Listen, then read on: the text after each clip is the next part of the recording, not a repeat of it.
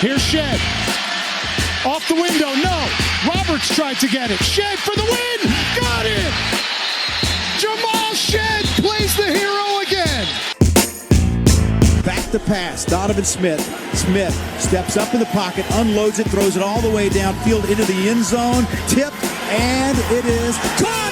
Caught by the Cougars. Caught for a touchdown. Unbelievable. Caught by Stephon Johnson. Stick it in your pipe and smoke it, baby. Yes! Welcome to the Scott Holm Podcast, back here mid-January. Bobby, I'm obviously very excited about the Cougar sports slate to come. Excited about the prospect of talking a big basketball win, one of the biggest Cougar road wins that you're going to see while it seems in the Big 12. Like, that's really cool. We got a sport starting. We're going to talk to a sport head coach tonight, which is always a fun occasion here on the show. All that stuff on the horizon, but I think I'm most excited about the fact that I'm going to be in my hometown in approximately 48 hours from here as we sit, which is always cool. I was going to get back there for Christmas, but I'm going to get a little 4 or 5 days, see the folks, see a little Cougar sports, and eat some good Houston food. Buddy, how you doing? Great, man. It's a little chilly here in Dallas, but overall, we're doing pretty good. It's leading into President's Day weekend, busy time for me. So yeah, just I am going through the motions of what college basketball coaches do in March and April, and we're surviving and advancing. That's what we're doing every day. We survive, we advance. Survive, advance, take it one day at a time, all that good stuff. Yeah. Something else worth incorporating into your life, as much as the cliches that Bobby and I spout here on the daily basis, is the premium content that we provide you over at Patreon. That is patreon.com/shpodcast. The Patreon app has become significantly more user-friendly in the last few years. That's not a backhanded compliment. That is my genuine experience as somebody who's been part of a show that's been on there the last 7 years. Get what we want. Get what we produce there. If that all sounds good to you, bonus basketball podcasts, football bonus podcasts during the football season, as well as a few off-season things that Bobby and I have planned over the Patreon feed. Any of that premium content, in addition to what we do here on a weekly basis, sound good to you? Go to patreon.com/shpodcast. Bobby, got to lead with Cougar men's basketball. One of the most thorough butt kickings you will see of a team in their own building in the entire college basketball season. That's what the Cougs did to the Kansas State Wildcats on Saturday evening, the 5th worst home defeat in that program history. You were a full double-digit favorite for a reason, but almost tripling the expected scoring margin is pretty good. Before I pass off to you, Bobby, I have a very short and incomplete list of some of my favorite stats from this basketball game. You had the 52-18 advantage on points scored in the paint. Also had a 20-1 advantage in second chance points. I don't know why, Bobby, the 1 second chance point is extremely funny to me. It almost feels second chance. They had one set. There was almost a full 2 points, but alas, not so for K-State. Overall edge of 24 in total rebounds. Zooming in on that, an edge of 16-2 in offensive rebounds. Absolutely ludicrous stuff. Bobby, so many right answers to this question, but where would you like to start from this basketball game? Yeah, I think where I want to kind of start is just talking about the game in general and all of that, but what an absolute drumming, right? Like, just an absolute embarrassment of a game for Kansas State there. Is Kansas State good? No, right? Like, going into the game, we had said we thought that U of H should win this game, and we wanted to see a double-digit win. But we wanted to see that. We expected a win overall. We wanted to see a double-digit win. We could say what we want to about Kansas State. Are they as bad as U of H made them look? No, they're really not. I mean, you kind of look at it. This team hasn't done a ton this year, but they're also, I mean, they beat Cincinnati at home. So yeah, it's a really good win. I will say this is me talking here. I won't lie to anybody, but early on, K-State knocked down a couple of shots, and U of H, those shots were fairly open, and U of H was missing some of their shots, and I actually said, oh shit. Like there for like a split second, I was a little concerned. I got a tinge of nervousness, you know what I mean? And it was feeling like one of You those have that games rule, where, don't freak out about anything in the first 5 minutes of a basketball game. And then Yes. if it keeps going badly, commence freaking out. yes, but it was definitely, it just kind of had one of those moments where you felt like maybe we brought our B- game and they were at home. They were doing some things that make you want to, that you got to do to pull off an upset. And maybe they bring their A+ game and you get yourself in trouble. It was that stretch where Uzan misses, Cougs get the rebound, Sharp misses a 3, same possession, quick foul on Uzan. 3-pointer comes down by K-State, makes it 6-2. Wani misses a layup. And so you're going, oh man, buckets aren't falling for us. You get the stop. You're pretty excited about that. And then Cryer makes that kind of circus 3 early on in the games. Cryer kind of gets late in the shot clock, makes a very contested 3. But then K-State comes right down and answers with the 3 of their own. And you're kind of going, crap, man, they're answering everything. Then Sharp nails that just absolute ridiculous 3 before the first media timeout. It felt like a bad offensive possession. Kind of going back and watching, I just remember going like, it felt lucky to get that, you know what I mean? And it just didn't feel like the Cougs were clicking on all cylinders. But then you come out of the timeout, and from that first media timeout on, you ran them out of the gym. You just absolutely went in, dominated. Some of the things that I really like to see, the Cougs spreading the scoring around. 5 guys in double digits.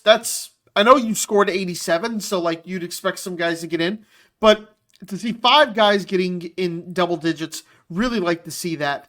Shout out Javier, 11 points on 5 of 9 shooting in 14 minutes. 14 minutes. And then to add on to that, 6 offensive rebounds. He had more offensive rebounds. He doubled his offensive rebounds than his defensive rebounds. And you just don't see that very often. That's really impressive. So just kind of wanted to shout out Javier there. Sam?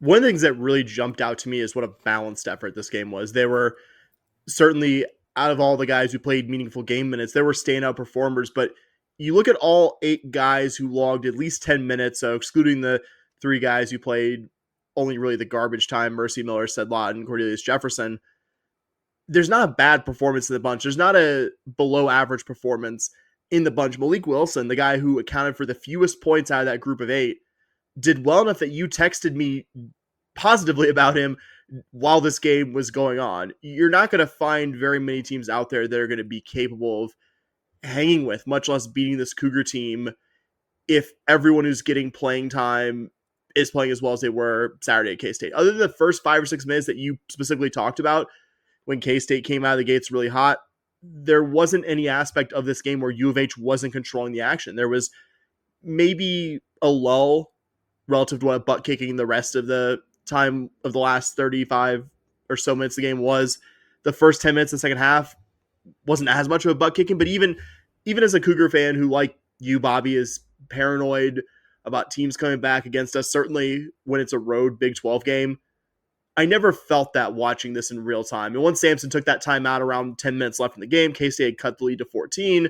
Cougs going on a 19-3 run to turn this one into what you, I think, could only call a laugher. I think you really well and truly won this game on 2 different runs in the first half. You had the 16-2 run out of that first media timeout where K-State cooled off in that hot shooting start, and then an 18-3 run that started around the 8-minute mark right before the end of the first half, turning it into a 20-something point halftime deficit. And yes, teams do come back from that margin, especially when it's, it's a team at home feeding off the crowd's energy. I wish I could say no, but I have seen a U of H team blow a 25-point lead on the road in much less time than the Cougars had to do so on Saturday. Shout out to the Rice game in 2007. But ultimately, not against this U of H team, and not really very often against any team. You gave them such a first half deficit it was impossible to climb out of, and certainly against a team playing this way. I think the reason why you went on those big runs, the 2 biggest ones why you just so thoroughly outclassed K-State on Saturday night was the second chances on offense that JVR was the best at getting, but you did a great job as a team getting those second chances. And of course, the most obvious, the suffocating defense that you could tell K-State was never ready for, other than brief stretches of shot making. And, early in the first half, I think Brendan Hausen was probably the best example of that, the big white guy. And then I thought Max Jones, so I think it was a Fullerton transfer, actually had some nice plays earlier on in the second half. But other than that, it was a thorough butt kicking. You said it, Javier Francis, incredibly valuable. Got to shout out JoJo Tugler as well. Had his first double-double of the current season. One of his best offensive games as well. Had a couple of really nice blocks, including one sequence where he had the block on the defensive end, and then the next possession finished it off with a dunk that just punished the rim. I think K-State immediately went to a timeout after that one. I think most importantly, though, was able to give you 26 minutes while not having that time on the court be negatively affected by foul trouble. Hasn't been a team problem really the last few games before this one, but Tugler did deal with some foul trouble in some of your early Big 12 games. I think this is a reminder of how good he can be if he's not dealing with that and everything else he does possibly. Javier Francis only played 14 minutes, but man, almost getting a double-double in 14 minutes is damn good work. No guy on this team, and a lot of guys played really well. We've listed a lot of them off, but no guy did more positively for the Cougs on Saturday in his minutes on the floor than Javier, tripling K-State's entire offensive rebounding output, Bobby, just by himself. And I'm so excited that now we're in Big 12 play, and Javier finally looks healthy and finally looks like a guy who is improved in his offensive repertoire. Is he the level of Wani? Is he a guy who you want to be more than the fourth or fifth option offensively when he's on the floor? Still probably no. Like, you have enough skilled scorers in this team that Javier isn't get the ball, but he had an up and under for a layup in this where I'm like, Javier didn't have that before this season. Like, if Javier was trying that shot before this season, he was going to the bench afterwards and getting yelled at by Kelvin for trying that shit. Like, he's an improved player, and I think we're finally starting to see a guy who's high on confidence and is in the game shape that, barring injury, he probably would have been at the start of this season. Anyway, it's scary for opponents of U of H that Javier Francis, all the positive things that you and I have said about him, he's still probably your third best big man. That you have two guys as good as Wani and JoJo. I got to shout out also Wani reaching the 1,000-point mark in this game. Got to shout out one of our favorite players on this pod. Looked like he was pressing a little bit until he finally got there, and then as you were kind of running him off the floor, you could see him playing more loose in the final 5, 6, 7 minutes that he was on the floor in this one before Sampson took all the starters out. Like that was really cool. I'm sure he'll get a nice ovation tomorrow night at Fertitta Center.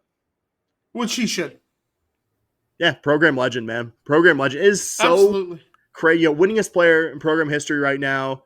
But I think it's so cool of all the things that he's done, that he's worked his way from being a guy who, when he first got on the floor, it's like, this guy's a great rebounder and shot blocker, and God, you don't want him anywhere near the basketball unless he is offensive rebounding it or blocking it.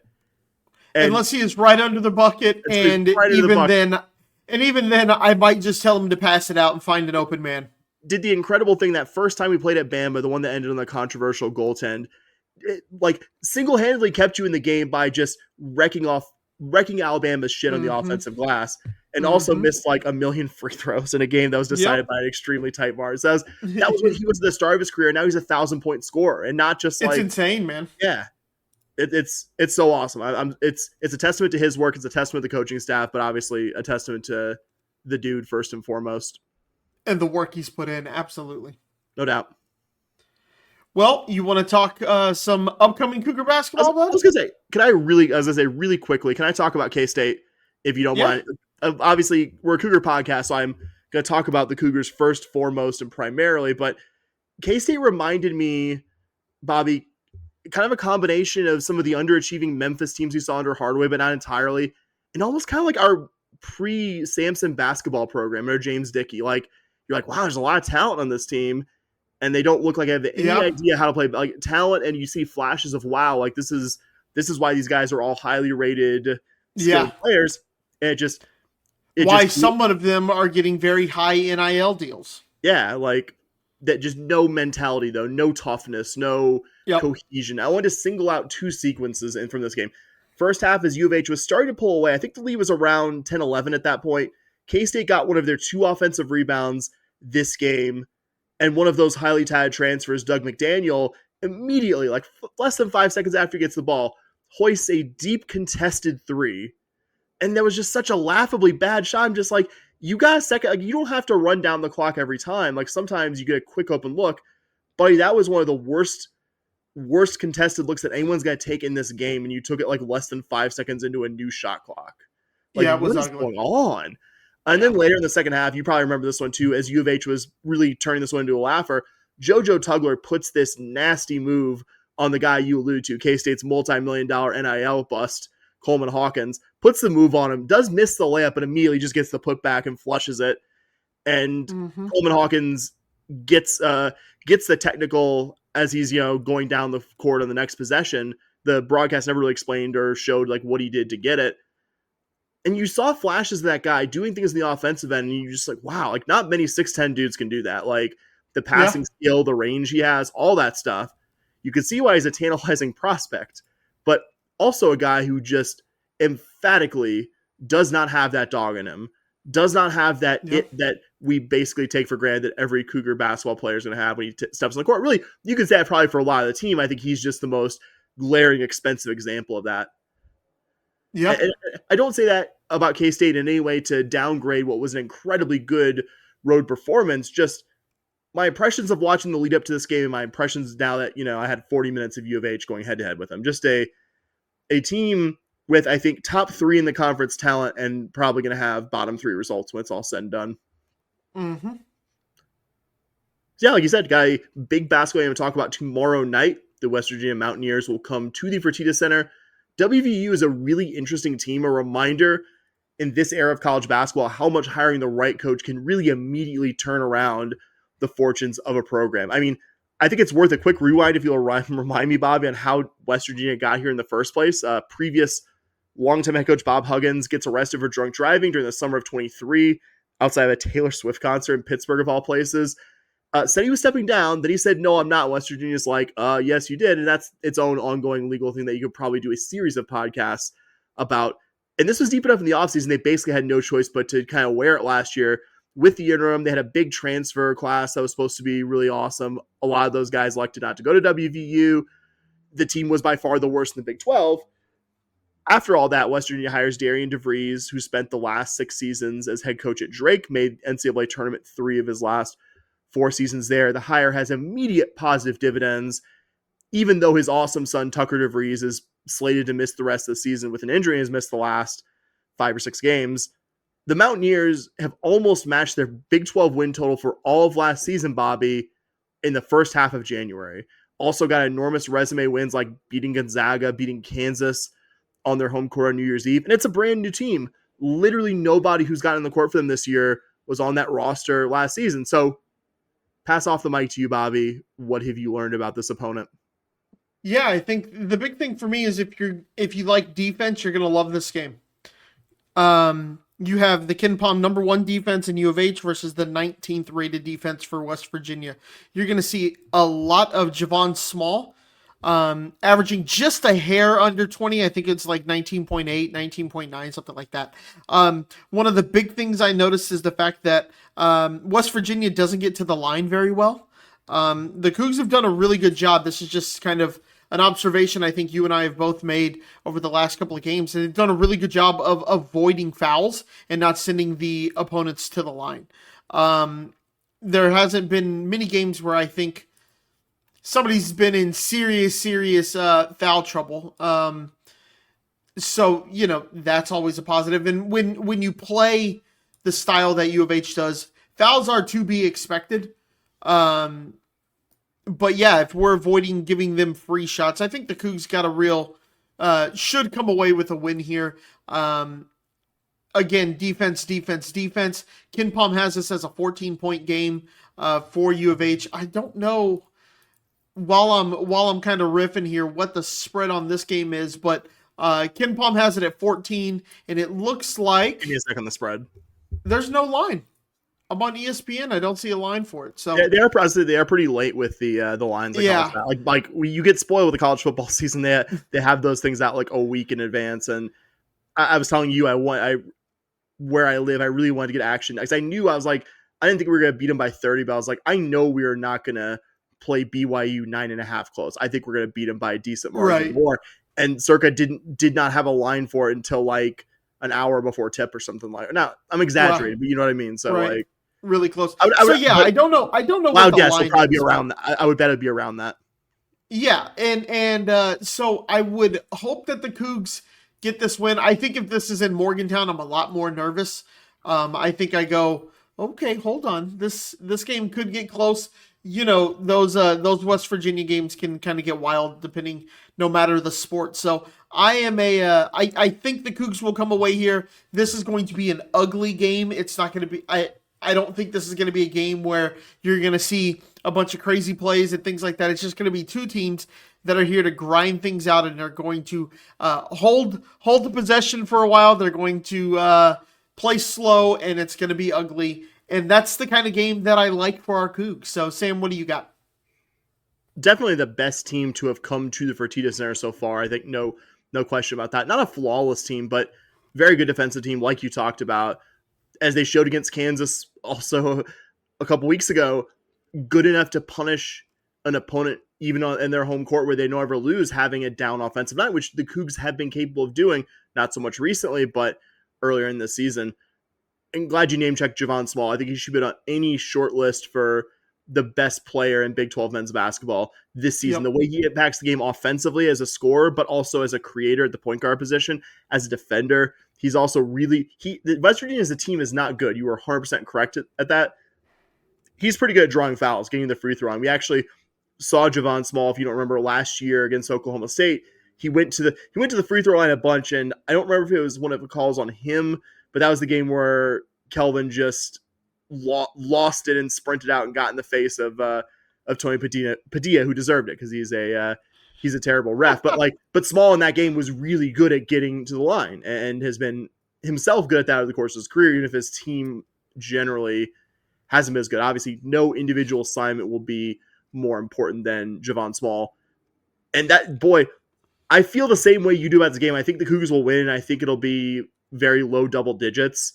But that game in Morgantown in a couple weeks, that's going to be a tough roadie, pal. That is going to be an any margin road win is a good win situation when you get the Mountaineers in the future. I feel pretty good about it at home, though. I think this will be a good test of how much this team has improved since that last loss to San Diego State, because the more I looked at West Virginia, the more they kind of reminded me of a slightly better offensive version of San Diego State. Both are much better defensive than offensive teams. Neither team over the season has been great getting the free throw line, but again, if you'll recall, San Diego State was able to make the Cougs pay with foul trouble. West Virginia, if Javon Small gets hot, absolutely could do the same.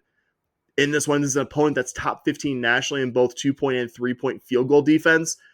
And I think U of H is going to really need to get an advantage from offensive rebounding, where West Virginia hasn't been that great at getting second chances, haven't really been great at keeping opponents from getting second chances as well. You called it ugly. I agree with that, Bobby. I'm going to give it a slightly nicer description. I'm going to dust out one of our favorite historic basketball cliches, one that we often broke out for U of H Cincy back when Cincinnati was a good basketball program. It's going to be a rock fight. It is going to be a rock fight, and I'm really excited for those. Like that's the soul of this program is rock fights and playing opponents that also really want to get after your ass just like the Cougs do. I think that's going to be really fun. Yeah, it should be an ugly but fun game to watch. And Saturday, the Cougs will be going on the road to Orlando to play the UCF Knights. I don't know if I would call this one a rock fight, and I don't know if I would go to the level of describing it the same way I just described that future West Virginia road trip. But I'm also not as confident about facing UCF as I was K-State last week. Like, we looked at K-State last week and said, okay, like they did play pretty decent to beat Cincy, but we're also a much better team than Cincy. And just everything you saw about K-State is just like, this team's mentally fragile. Like, this team is going to crack after a certain amount of facing this Cougar team.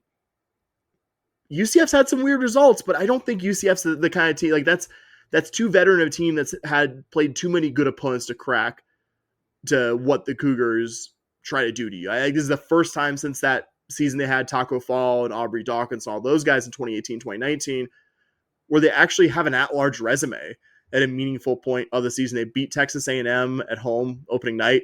They beat Texas Tech at Texas Tech. But they also lost to kind of a meh LSU team around Thanksgiving. They lost by 51 at home to Kansas.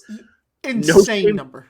No shame losing to Kansas. They appear to be better than they were last year, and as always, a very good basketball team. But getting beaten that badly on your home court, that's such a red flag. Yet you also have all those other results. You can't just say, oh, well, they're just the team that had the bad result. That's why I said at the top, this is a weird team. Going from beating Texas Tech, Bobby, and scoring almost 90 on their court, losing by 51 to Kansas and not scoring 50 on yours within like a week or so. I mean, what else can you say? What have you learned besides the weirdness that we've already acknowledged about the UCF Knights men's basketball team? Sam, I promise you, this is not, like, I did not make this up. I'll show you on our camera that we have, Sam. What is the first sentence I have written after UCF? What a weird team. It says, what a weird team. That was my first sentence, because you look at their results and you go, wow, Texas Tech, that's a pretty good dub. Oh my God, they lost by 51. Oh, I no. Saw they were down like 19 at the half, and I was like, okay, well, they'll probably like make the margin a little bit. And I never it'll end up being 14, 15, 51. I had to I was like, am I looking at this wrong? Sorry. Yeah, no. And then you lose to Arizona by 8. Here's what I will say. I was at the U of H versus UCF game 2 years ago, maybe 3 years ago now. The last year in the AAC, so 2 years ago. It was I think you sub-hosted a podcast shortly after, so that goes 2. Yeah. And I gotta tell you something, that arena can get loud. That arena can be an advantage, right? It was loud, and it was a closer game than I probably expected that year. I think the Cougs ended up winning by a decent amount, but I was nervous. I remember being nervous for that game. If I want to say we won it by like 11 or 12, but like it was. I don't even know if it was that much. But like it was one of those deceptive margins where like we had but it was like it was close until like the under 8. It was. I'm curious now. Keep talking. Yeah, it was close. I remember it being like, oh no, this is getting concerning. But anyways, and I just remember their fans, you know, this isn't like a shot at UCF. I promise you I'm not trying to take a shot at the University of Central Florida Golden Knights. I promise you I'm not trying to take a shot at them right here, right? But like you think of the University of Central Florida Golden Knights and that they're not like a big program. They don't have the history, things like that. Their fans can get crazy and can get loud at you like an old school fan base can. And I remember walking in and this guy's like booing me and all this stuff. And I'll never forget looking at him and going, the only reason why you're here is because we're here. Okay. And he did not like that.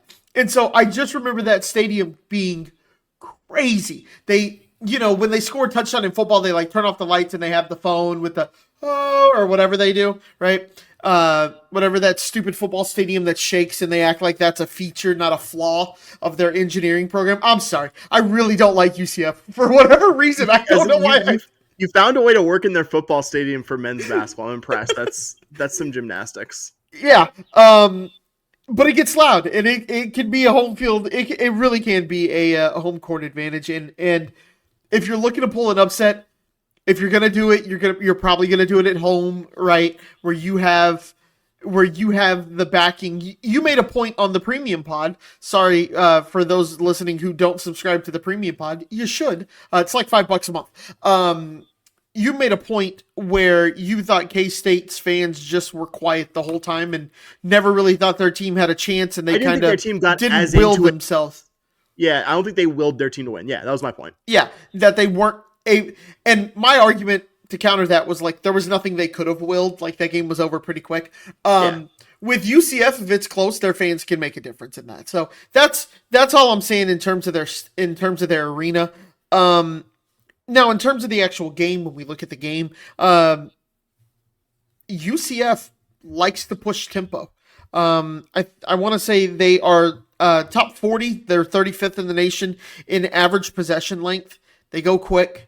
And the last time we played a fast tempo team, you might remember, Sam, I felt like U of H played to Oklahoma State's tempo and felt like it got us in a little bit of trouble. And we managed to come back and we managed to slow down and everything. But that was a concern. And I don't want to see Uzan and Cryer and Sharp get out in front of, kind of over their skis a little bit and start going down, jacking up early threes and trying to push the tempo more than they probably should. So that would be the thing that I could see causing an upset here is the crowd gets into it. UCF jumps out to an 11-4 lead going into the first media timeout. U of H goes into the break kind of, stumbling around a little bit, and their fans start to believe. Cougs start pressing when it becomes 11-2, 11-4, something like that. Cougs press. Next thing you know, you're down much bigger than that, and you're trying to claw your way back. That's what I could see. I could see that happening. Do I think that's what's going to happen? Probably not. But, we've seen this U of H team really push tempo when they're not a team that really pushes tempo. They can be pressed a little bit. And then you throw in the fact that UCF's arena can get loud. It can get a little crazy. They're going to pack it. Their students are probably back from vacation by now. It could be it could be one of those kind of trap games. You look at the U of H schedule after UCF, you have Utah, but a week later you have Kansas. UCF on the road has kind of the makings of, I don't want to say it, but could be one of those kind of trap game situations where you kind of go, okay, we got this one, and you get out over your skis a little bit. Yeah, a good enough team. I mean, if they were good enough to beat A&M, if they were good enough to beat Texas Tech at their place, they're going to have to beat us. I'm not saying they should be a favorite. I think if you play this game 100 times, I think the Cougars win it more than 65, but probably less than 80. But that leaves a lot of scenarios where UCF can figure out the way to win this game. And I promise you, one of my first notes is what you said exactly, that tempo. UCF wants to play this game at a much faster pace than the Cougs. You have an opponent who likes to play fast, and also, I think very importantly, an opponent who's very good at drawing fouls and even better at making those foul shots. Like, is it going to be a situation where UCF makes this a free throw shooting contest at home in front of a rabid crowd, which I fully agree with you that they're going to have there? That's where the upset starts happening. That's where you start creating the recipe to win this game, which I don't know if I was, as willing to believe that Oklahoma State or K-State, your first two conference road opponents, or even BYU at home, were remotely able to do the kinds of things that UCF is able to do to make this game a really scary game. If you're a Cougar fan, I had a note too about the Oklahoma State game and how you try to play at that tempo. I'm going to go back further. I mean, you go to the Alabama game, you're back in Vegas. Yep. That's a more extreme. Like, I don't think UCF is they don't play as fast. I think Bama's like number 2 or 3 in the country in tempo, and they aren't as good at getting the free throw line or going as fast as Alabama is, but they can kind of do a store brand version of that, and playing in front of a home crowd, all that together, I think more than enough in some scenarios to win this game against the Cougars. One thing I will say, unlike a lot of the UCF teams we've seen previously under this head coach, Johnny Dawkins, this Knights team hasn't been that good at keeping opponents from putting the ball in the basket. This is the formula previously was, tough defense, kind of limited offensively, occasionally a good big man. They got an interesting freshman one in Mustafa Tiam, but they're not a good defensive team. They're outside the national top 100 in both opponent 2-point and 3-point field goal percentage. They're one of the 50 worst teams in the country at keeping opponents from getting offensive boards, which could be a really difficult matchup. I'm really interested, Bobby. Obviously, we don't know because it's not tipping off for another 3 hours plus, but I'm really curious how they do at Arizona State. Like, I didn't expect them to win at Arizona. It wasn't a laugher. They kept the margin respectable, but I wasn't really expecting them to win that game in Tucson. If they could beat the Sun Devil, I almost don't know which one I prefer. Like, would I rather them, come home off of 2 losses and be like, man, we can beat, we've played Houston close before. We can beat Houston, or having them come on the high of playing ASU. I don't know if it's that important, but it's an interesting game for me because I think it's an evenly matched opponent and, a chance for UCF to show what they're good at. And one more chance, obviously, for me to get an idea what a future opponent looks like. But, there's a reason UCF has allowed, it's not just the tempo, 80 points or more in 3 of their first 4 Big 12 games. And obviously that's not where U of H generally keeps it. So I'm interested which of these things breaks. Does U of H have to play a game they're not as comfortable playing, or does U of H really go into their arena and impose their will? I think that's a really interesting styles contrast, and really excited to see what happens once the ball tips. Yeah, absolutely. hopefully not a few more white hairs in this beard afterwards. Yeah. So we got a quick Cougar football portal update, but enough happened. I think it's worth at least talking about the comings, and in this case, one going from Cougar football. We had a couple new arrivals, and like I just kind of alluded to, that notable departure that we'll talk about. And gonna mention the incoming players first. Two different transfer defensive backs from the American Southeast: Mark Stampley II from Georgia Southern, and Keontae Scott from Auburn. Bobby, what have you learned about the two newest Cougar commitments? Yeah, Stampy comes in, 3 interceptions last year. Comes in from Georgia Southern, like you said. Looking at somebody transferring from a lower level like G5 to play P4. I really like to see how they did against some of the better teams on their schedule. 8 tackles in their bowl game versus Sam Houston State. Again, not P5 competition or P4 competition there, but 8 tackles against the decent Sam Houston State team. 2 tackles versus Ole Miss. Guy who can find the ball, 3 interceptions. Nothing too crazy there. And then Keontae Scott, preseason All-American 3rd team, All-SEC 1st team preseason last year.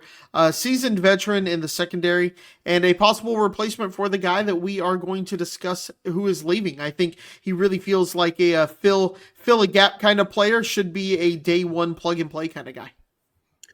Yeah, one of the things I look for with G5 to P4 guys like Mark Stampley is, were you a standout player? You're not just an intriguing athlete or the best of a not great crop of guys. No, I mean, he was second team all conference in the Sun Belt, which is a very respectable level of football. You also, I think for a safety like Stampley, you want to see activity to that end, 7 pass breakups and 3 interceptions. And also, I think you want to see a guy who is able to get on the field pretty quickly. And this guy was starting games his freshman season, played a ton from basically the word go, like well over 1,000 college snaps. Like, I think checks all the boxes of what you want to see from a guy making that jump. And Keontae Scott, the Auburn guy, played the last 3 seasons in that program. One of the beneficiaries of that JUCO players eligibility ruling that the NCAA just put out there in the last few weeks. It was originally looking like he would have exhausted his college eligibility after the season. Originally from San Diego, actually went to the same high school as Reggie Bush. Helix was a 2-time JUCO All-American at Snow in Utah. Has the U of H connection because Cougar defensive backs coach Zach Etheridge was Scott's position coach his first 2 seasons at Auburn. He was Auburn's primary punt returner all 3 seasons, led the SEC in yards per punt return in the 23 season, started nearly all of the 22 and 23 seasons at the nickel position. So I agree with you.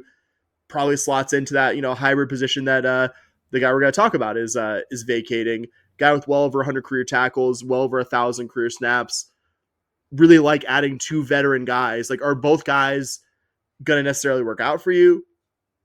I'd say no. I have no idea how these guys are going to develop, but recruiting is an inexact science, and you don't have enough spots in the field for every single guy to be an impact guy for you. But I have a hard time seeing not at least one of these 2 guys being a positive impact player for you.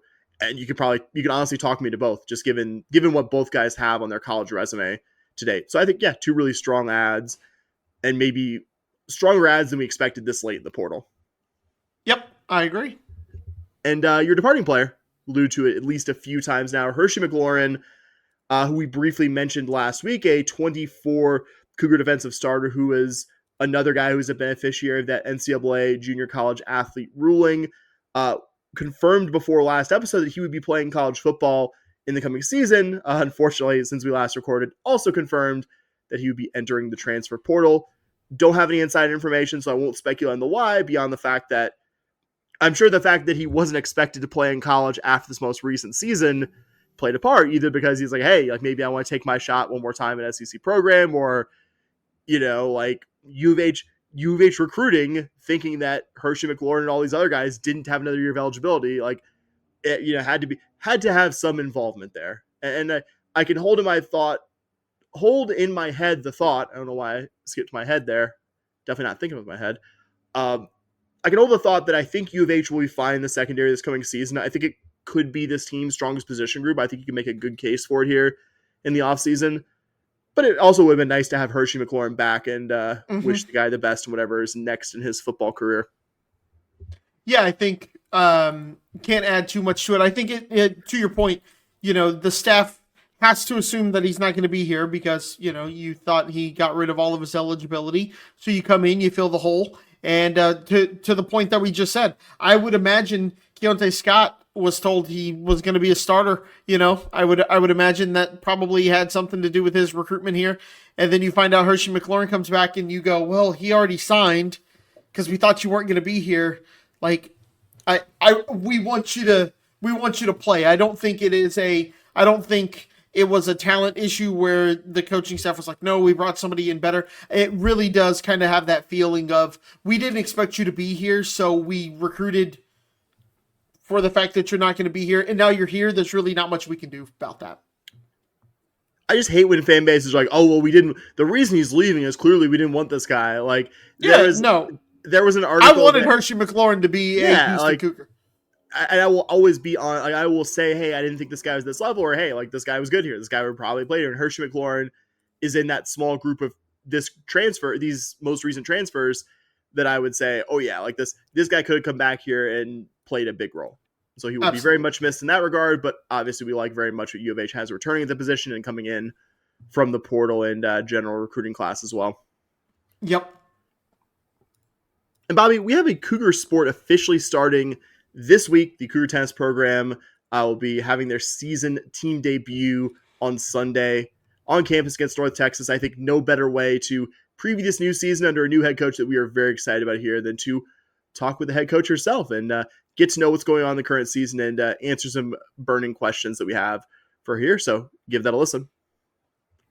We are very excited. Welcome back to the Scott and Holm podcast tonight. First year Houston Cougar tennis head coach Kat Adamovic, a multi-time conference championship winning player and coach. Kat, welcome back to the Scott and Holm podcast. Good to be here. So the last time we talked was during the summer, and obviously by then your roster was mostly set for the season, but it was before the fall events where you got to see these athletes compete, not to mention all the practices, off-season workouts. So what do you think have been the biggest things you've learned about this team since you and I last talked?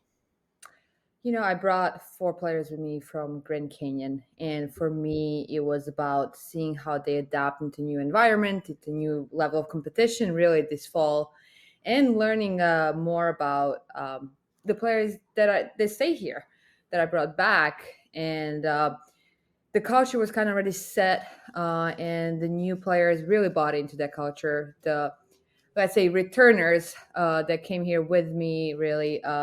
They established their culture right away, help players, they haven't been part of this program before, to really get it going pretty quick. And we really did started pretty off. It was good. We had Santa Strombacher, who really had an unbelievable fall. This was the first time that we had NCAAs in the fall instead of spring, and the format for the fall was really different this year. So across the board, it was a lot of testing with the tournaments, how we're going to do it just across the college tennis. And, we had Santa had some really big wins, represented us at the highest level of college tournaments. She represented well University of Houston. The rest of the squad did really well at one of the biggest tournaments like Milwaukee, competing at the regionals, Rice. So it was really learning a lot about new players and getting the players that came here, getting into this, okay, this is what the expectation is going to be. This is going to be a whole different level of competition, and what can we do to get us to that next level across the board? And I'm very pleased with them and the way they competed this year. Kind of related to what you just talked about, I wanted to zoom out a bit for this question. What was your goal in scheduling the specific fall events that you scheduled, and how do you think the team did in terms of accomplishing those goals? Yeah, like I said, it was kind of the first time to schedule it this way. It was a lot of tournaments. This was the first fall that we played 4 or 5 weeks in a row without really having, we started with 20 hours right into tournaments. We finished and we were back in 8 hours. It was a very heavy packed fall with the tournaments, with the matches. And the way I scheduled that was, what can we do to get a player to qualify for NCAAs, right? To put them in the best position to qualify for the NCAAs. And really Santa came really down to like a couple of points to qualify for the NCAAs at sectionals, and we were bummed about that. But overall, like I mentioned, she had a great fall. The rest of them, I think it was really a learning lesson for them regarding the level, right? We scheduled some really high level tournaments where they competed against maybe competition that they haven't necessarily competed in the past. And for them, that was a really good wake up call, I would say, on what they need to do, what we need to work on to get them ready for the spring. Like you said a couple different times now, Santa Strombaja had a really strong fall season. She's the highest ranked Cougar tennis athlete in about a decade and already came in here with a pretty strong college resume from her time playing for you at Grand Canyon. But in what ways have you seen Santa take her game to the next level in these past few months, whether it's in practice or competing at some of the events that you talked about? I think for Santa, the biggest thing was the competition, right? She was always our hardest worker, and that kind of stayed, right? But the way she approached this whole new level of pressure, coming in knowing, okay, like this is my last opportunity to get to the NCAAs, to play in the Big 12, and really put this team, kind of carry this team, really. And she really embraced the pressure that came with this fall, because really the way this fall was structured, you had maybe one or two opportunities to make it to the NCAAs, which it was very different in the past where you had 3 or 4 months of continuously playing matches that would get you ranked to make it to the NCAAs. This was really one or two opportunities, and that was it. And she really did well. She battled through some injuries, played really through that the whole fall in order to qualify and represent Houston, and she did that very well. So I'm very happy the way she came in here and right away started working on that and embraced the whole new level of competition. One of the things I thought was really interesting, it might have flown below the radar from the fall schedule, was Valeria Croatina competing at a professional women's tennis event in Tyler, Texas. So how did Valeria get to compete in that event, and what do you think she learned about getting to play against an opponent at that level versus your standard college opponents? Valeria is somebody that lives and breathes tennis, and she's one of the players that her ultimate dream is to play professionally. And our promise to every recruit out there is, if we will help you with that, right? And Valeria is that one of the players that put a lot of emphasis on playing professional tournament and wanting to be in continuous good position once she goes back in summer, that she can continue playing professional tournaments. And for her to get into 100,000 tournament, that was really a great opportunity for her, a great way of representing us. I think she learned, she's very young. She has a lot more to growth just in general. It's kind of scary how much growth she has, ability to grow she has. And for her, that was kind of, okay, I played a very good match against a very good professional player, and it came down to a couple of points. And I think it gave her confidence to what she's capable of doing if she continued to putting in the work. And I was very excited. We were all very excited for her. We were excited for the program, and she did really well. And we had both of them, her and Elizaveta Morzova, go on their own and play another 50,000 professional tournament in Austin, where Valeria, again, had a very good match against a very good opponent. And them two played a great 2 matches in doubles. So it was overall for Valeria, just a sophomore, a great fall. She had a great fall overall. I've always wanted to ask you this as a former high-level college doubles player. Obviously, a coach could speak on it expertly yourself, but what are you looking for when determining which of your players will compete together in doubles over a season, and like through the fall and obviously through practice and workouts and things like that? Honestly, when it comes to doubles, all we're kind of looking for is who matches with who the best. When it comes to personalities, energy-wise, that is number one thing. If you have some player that's maybe more vocal than the other ones, well, how about we putting them together so that vocal players kind of get the other player going, and vice versa. So it's all about matching the energy level, the personalities, and then putting that together with tennis. So it's been challenging.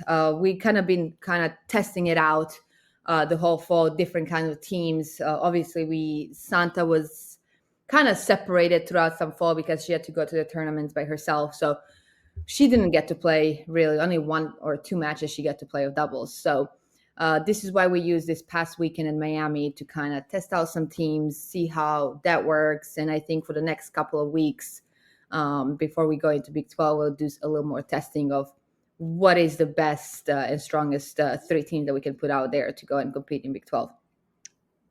So in the last week or so, U of H announced that all Cougar Tennis home matches are going to be streamed through PlaySite, one of the bigger platforms where college tennis matches are streamed. How important of a development was that for your program? That was huge. I know that was one of the first things that I really asked administration to help us with, because we have international squad. We have 7 players who are international whose parents cannot come here and watch them. We have players and their parents never came to watch any of their college matches. So for me, that was number one thing, really, making sure that current players that are here, they get to share this experience in a way with their families back home, right?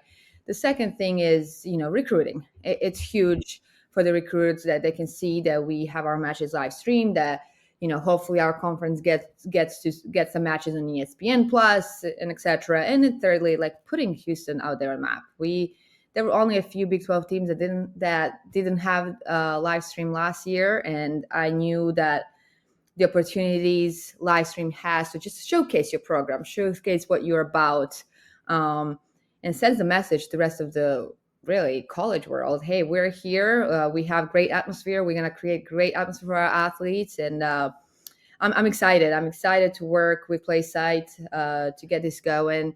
And hopefully our conference establishes a connection with Crack Rackets where we can stream some of the matches on ESPN Plus. And that's the ultimate goal, to get our sport, college tennis, into the big screen, because it's fun. The college tennis is fun, and I think the rest of the country deserves to see that. That's really cool. So now you've gotten to live in Houston for several months. As somebody, I no longer live in Houston, but as my hometown, obviously went to University of Houston as well. What have you liked most about your short time living in Houston so far? I love food. Food is great here. There is plenty of options to eat out. As a big, I love going out and eating. That's kind of my thing. So I love that. I love being in a big city. Just the opportunities that Houston offers. I think it's overall great. So much diversity in every corner. Very international city. I'm still getting to explore. Didn't have a lot of time this fall to really explore a lot. But the more and more I'm discovering, the more and more I love it. And I think it's a great spot for every recruit out there. Really, you get everything here. So I don't know why wouldn't you come to Houston? Yeah, no, I was gonna say there are a lot of right answers to this question, but food is the rightest answer to that question. Food is amazing here. Exactly. So we're gonna close this out with Cougar tennis. First team match of the season this Sunday on campus against North Texas. You don't need to sell me. I will be there in person on Sunday. But for all of those listening who are thinking about going, maybe you're on the fence, why should they get their butts out there and support Cougar tennis on Sunday? Oh, it's a new era of Houston tennis, and I'm excited to showcase the talent that we have, to come and support these young women who are working day in, day out, giving everything, not just for themselves, but for Houston, University of Houston, from Houston tennis, and they deserve the support. They deserve the recognition for their work, and it's fun. It's loud. It's a great college environment, like any other college sport, and I'm excited. I'm excited to meet everyone that shows up. This is my first year here, and I cannot wait to get it started. Same here, Kat. So always great having you on, and hopefully for now, the last time, we will get to talk about some Cougar tennis. Awesome. Thank you, Sam, for having me. Our second time having Kat on the podcast, and we've enjoyed it immensely both times. As we've said a few times, and we've talked about it here on the show a number of times prior, not the first Cougar tennis action of the season. You had a number of fall events prior to this one. What are you most excited about this opener and just the season in general? I think for me, just in general, the most exciting thing is this tennis program was a solid program for this university, and the move to the Big 12 just didn't go as well as we had kind of hoped it would. And this coach seems, one, really engaged. She seems excited by, the last couple of times we talked to her, seems very excited and wants to embrace U of H and wants the alumni and things to be more involved with the tennis program. It never has felt like there's been much reach out with our tennis program to anyone. And look, I also understand, the coaches understand that it's not going to drive a ton of revenue and do things like that, but we're U of H fans. We want every single program here to be really good. And so it's exciting to just have somebody excited to be here.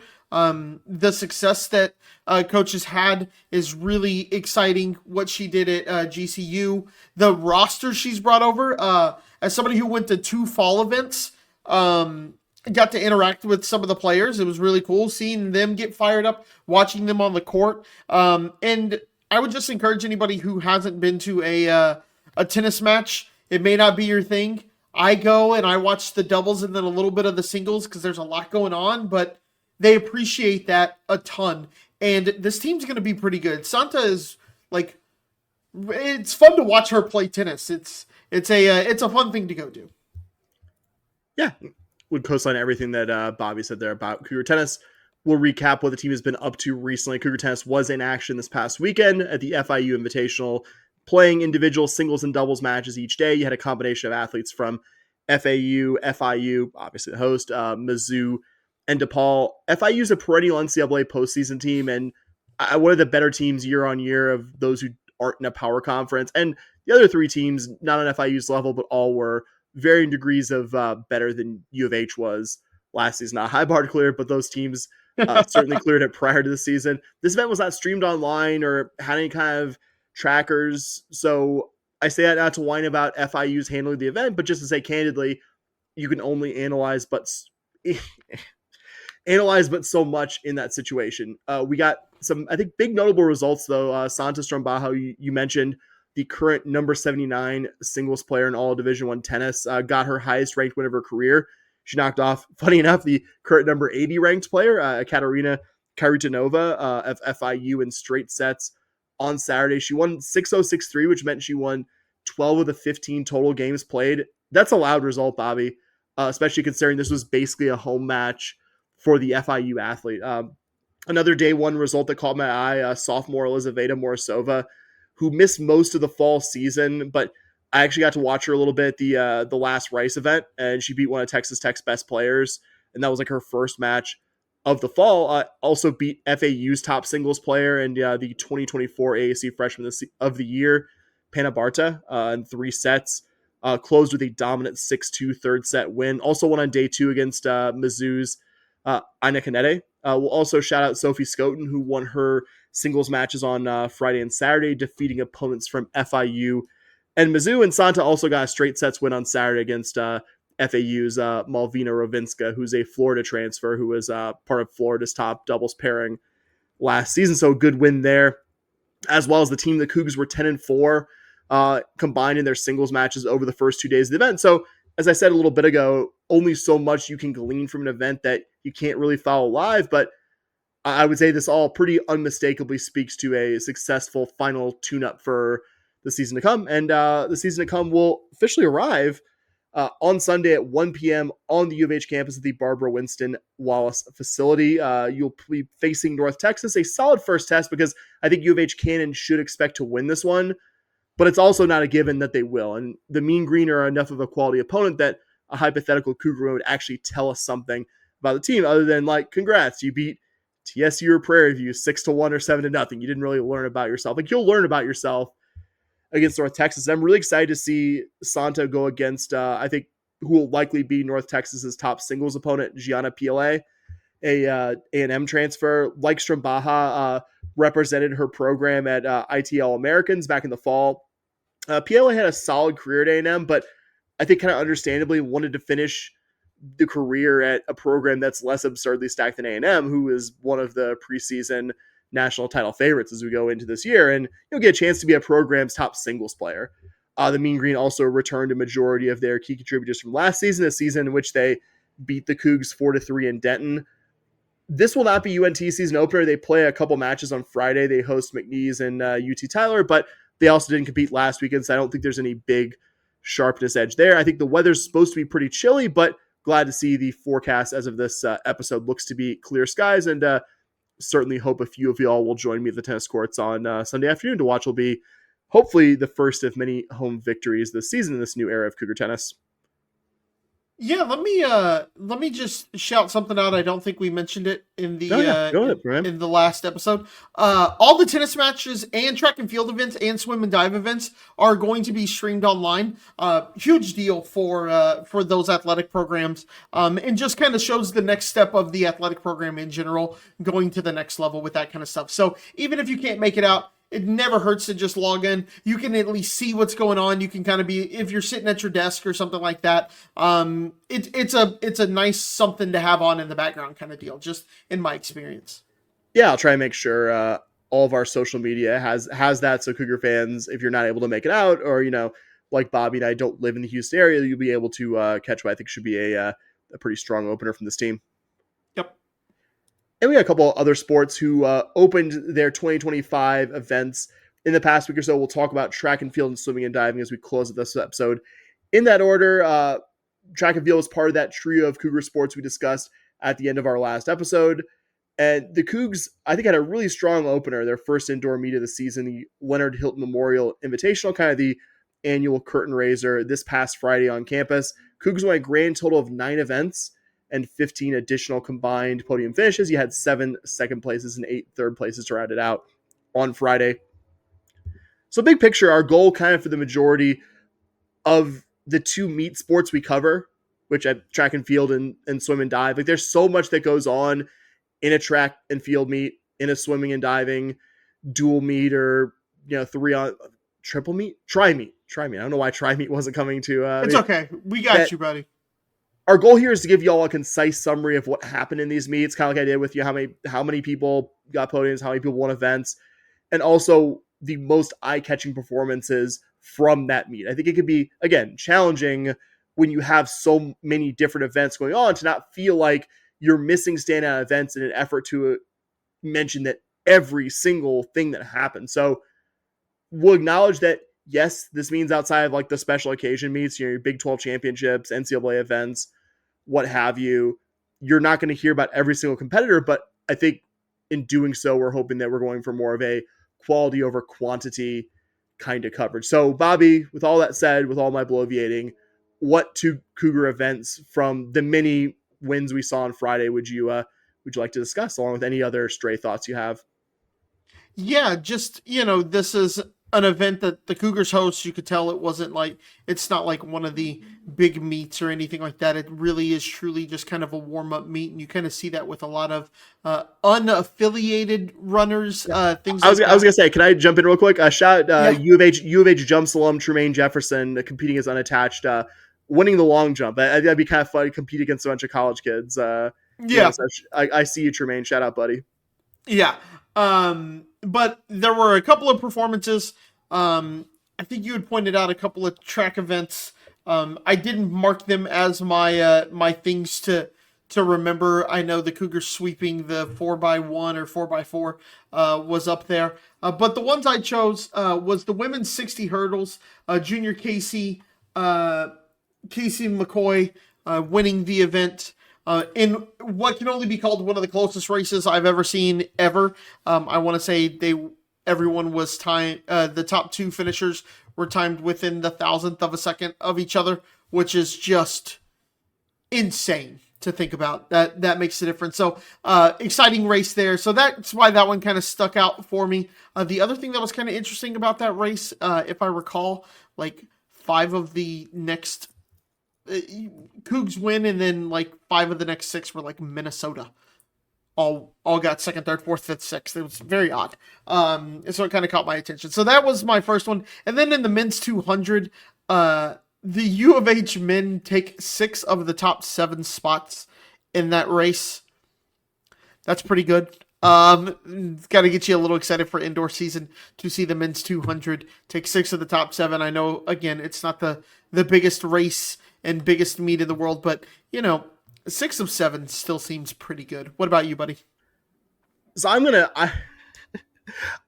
break our our stated goal of only talking about 2 things and go to 3 for this one. I'm No very way. The very first time, and we can't even stick to it. Let's go. I had 2 field events, and those are, as I'm going to talk about, 2 field events that are worth highlighting. But like, I also can't not mention that your 4x4 relay set the Yeoman Fieldhouse record with 3 freshmen, and you had like Trey East. Trey East has been in this program for a decent bit, but like 3 freshmen and Trey East set the facility record. Like that's pretty cool. Like that's something to be excited about. Big picture. And I just feel like we always talk about. I always feel like we talk about like the runs like that in our relay teams. I kind of wanted to start off a little bit different. Oh but yeah, I'm with you. You gotta acknowledge the facility record there. Yeah, man. That's why I went with two field events, and first one, Therese Stoudemire, his Cougar debut, winning the men's high jump. One of the very first events of the meet, I was able to watch some of this live. And Stoudemire competed the previous 2 seasons at TSU, finished top 3 in the high jump at some various SWAC meets prior to the season. Was actually top 3 different times at SWAC championship meets. One with a best jump of 6 feet and 10 3/4 inches, a couple inches off his best career mark from last year's SWAC Outdoors, but a top 15 national performance in the young season. So I think a really nice start to his season. And again, if he's jumping this well after a pretty decent layoff from last season, I think that bodes well for his 2025 season.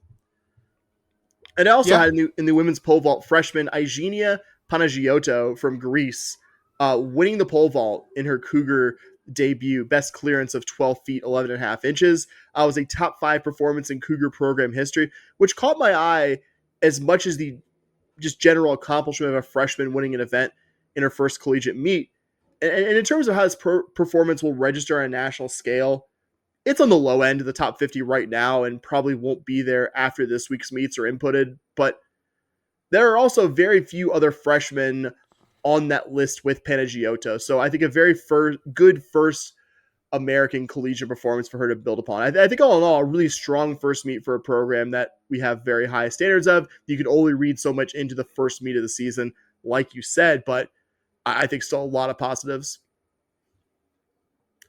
Yeah, absolutely. And that's always been a thing for this track and field program is the track portion of track and field always goes really well. And the field, if you can start getting points from the field part of track and field, this team can be really dangerous at in national meets. Yeah, it gives you kind of an idea of their ceiling, how good you are in the field events. Because like and not that we haven't had great field athletes and great jump athletes, all that fun stuff, but yeah, the sprints are a little more steady, and then but obviously you're replacing 2 very big guys in Louis Inchliff and Sean Massognani. So yeah, excited to see who the new faces are there as we kind of get deeper into the season, and excited to see how much of this field momentum carries. So up next, the Cougars will be off for the coming weekend, but will compete the following Friday and Saturday at the Ted Nelson Invitational, hosted by Texas A&M. I believe Dustin and I went to this meet or a very similar one at Texas A&M 5 years ago, back when I was still in Central Texas. So excited to see what the Cougars get up to up in College Station. So last but not least, Bobby, we have the Cougars swimming and diving program got their 2025 off to a fantastic start. Had a dominant dual meet win over a Big 12 opponent, the Kansas Jayhawks, on Saturday afternoon at home. Big 12 swimming and diving doesn't have a conference schedule in the way that most sports do, but always a good data point to see how the Cougars stack up against one of the teams that you're going to be competing against in about a month and change for the conference title. The Cougars ultimately won this one by a team score of 215.5 points to 84.5, about as dominant as you will see in a college dual meet. For more context, at last year's Big 12 championship, Kansas was 7th out of 8 women's programs, and they were 600 points off U of H, who finished behind UT in second place. So not a surprise that U of H won this dual meet handily, but still good to have confirmation a season later that U of H should expect to be significantly better than Kansas in the Big 12. So like we do with track, and probably something we'll continue to do in this new season, Bobby and I are going to highlight 2 performances here that we thought were notable from the meet. So like the track meet, Bobby, a lot to choose from. The Cougars had 34 podiums and won 34 podiums in 14 of 16 events. That's insane. As I won every single swimming event, didn't win a couple diving events. Ho hum. From this dual meet, Bobby, what were the standouts for you? the 200-yard medley relay, taking the win there with a time of 1:42:32. And then in the 1,000-yard freestyle, Mariana Cote, did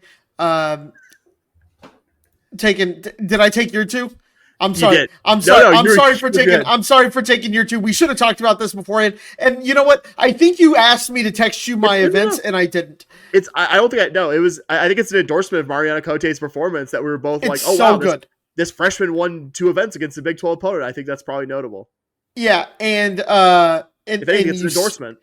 Yeah, and you sweep the podium in that event as well. I think the big thing for me that you said, you take 34 podiums and you win 14 to 16 events. I think that is more high level than anything I could say about an individual event. That is over a Big 12 opponent. Those are the kind of numbers you see like when your football team takes on an FBS team. FCS. We're FBS. Sorry. Yeah, I was gonna say, unless it's Rice, unfortunately, not as often as we'd like against the FBS. But no, I mean, I think you're dead on there. Like and this team's ability to, because now that the gargantuan program in UT that always wins the Big 12 is out of here, like you have a chance to win the Big 12 this year. You're probably not the favorite, but you've got a chance. And if that's going to happen, it's going to have to happen from a lot of different events and showing off the depth that this team just well and truly showed off. In this meet against Kansas, you will be back in action on Friday against a bit more challenging opponent, Miami, who is ranked number 25 as recently as December. So I think in the sense that's like, oh yeah, you expect to be better than Kansas. Like how competitive you could be against Miami at their facility, I think will be an interesting data point for this team. Won't be one I'm necessarily expecting the Cougars to win, but if they can keep it close, I think that like the volume of different contributions we saw in this meet against Kansas, I think bodes well for what you could do next month in Big 12 championships. I agree 100%. All right, buddy. Is that everything? It feels like everything. That's everything I got notes on. If there's something else we talk about, I'm going off the cuff here. So I'm gonna briefly acknowledge Cougar basketball lost to BYU and Utah, and neither was in the low double digits. Yes, sir. We acknowledged it. There we go. So, all right. Well, that's it for this week's episode. We want to thank you so much for listening. If you're still listening, you are insane about this athletic program like we are, and we appreciate it.